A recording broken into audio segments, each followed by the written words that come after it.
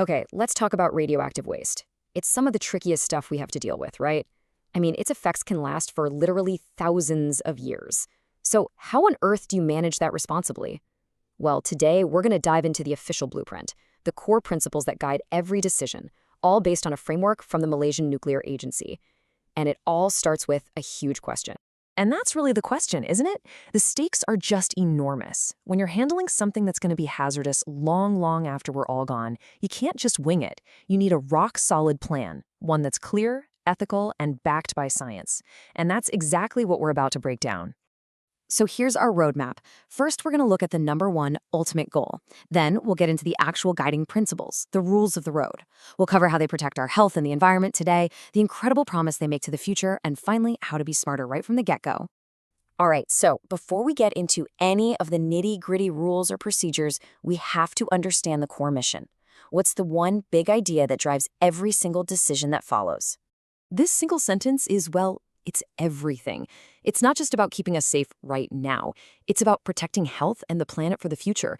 And, this part is so important, not leaving a mess for our great-great-great-great-grandchildren to clean up.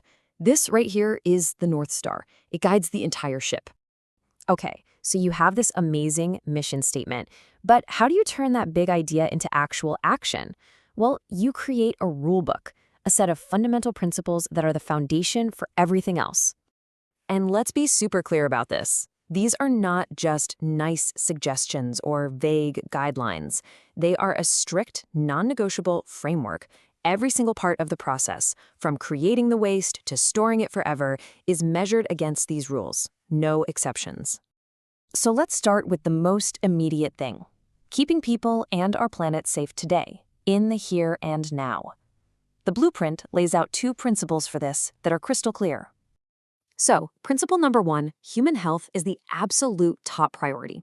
And notice that last part. It's not just based on some local idea of safety.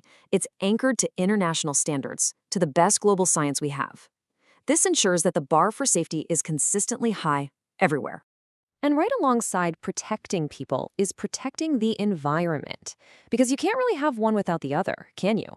The framework gets that they are two sides of the very same coin. But, how exactly do you do that? And this is what I love. It's not just a vague promise. It's a detailed action plan. We're talking about doing everything possible to minimize any release, studying the impact on all species, not just us, thinking about how it might affect resources down the road, and even making sure that these protections don't just stop at a country's border. It's a truly global perspective. Okay, so the present is covered. But what about the distant future? This is where we move from practical rules into a really profound ethical promise to all the generations that will come after us. Just, wow. Take a second to let that one sink in. This is a promise written into official policy that says the standard of safety we demand for ourselves is the absolute minimum we will guarantee for the future. It's an incredible statement about fairness between generations. So this really boils down to two simple but powerful ideas. First, a fair standard. Their health is just as important as ours, period.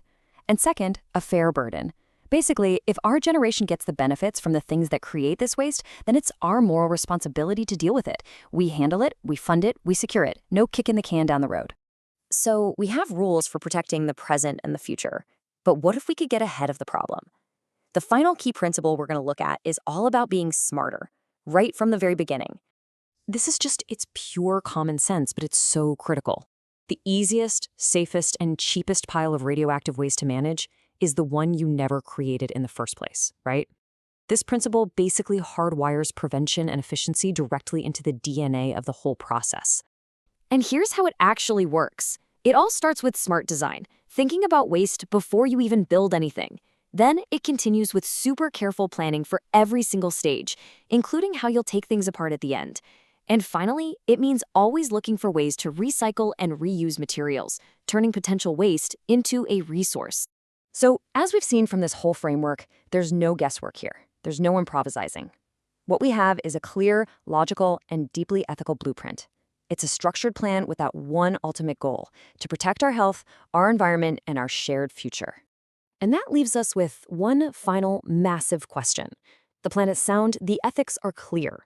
But these are promises that have to be kept not for a few years or even a few decades, but for 10,000 years. So what do you think is the single biggest challenge to making sure this incredible blueprint becomes a reality that actually lasts?